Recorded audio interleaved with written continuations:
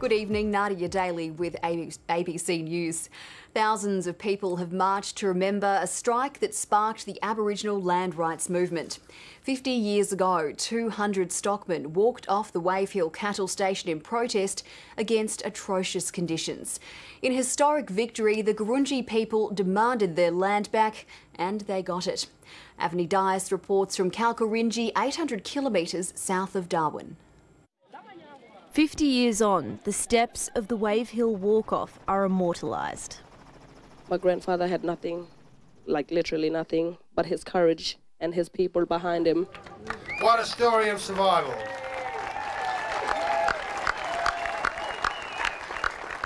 The protesters were fed up with working up to 16 hours a day and being paid in small rations of bread, beef and tobacco. Led by the softly spoken Vincent Lingiari, an elder from country west of Wave Hill, they walked off the station. These are the last remaining protesters. Some were the children of workers. I've been and walked up with my people and with my grandfather, and I was only 6 years of age. Now today I'm 53. Others were young stockmen and domestic workers.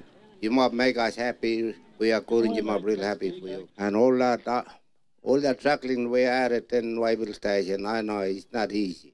While some remembered the past, the next generation is looking to the future to preserve the legacy of their ancestors. It's over to us to take on and the next generation. Hello.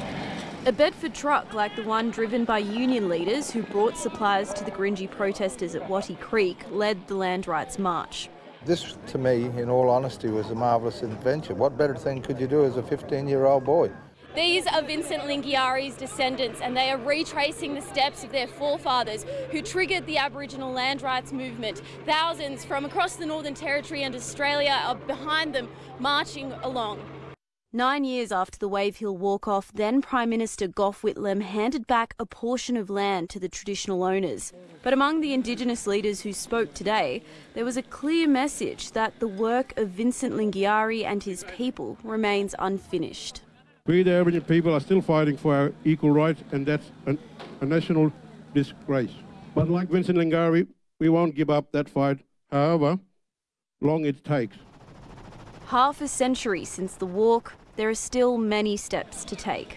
Avni Dias, ABC News, Kalkarindji.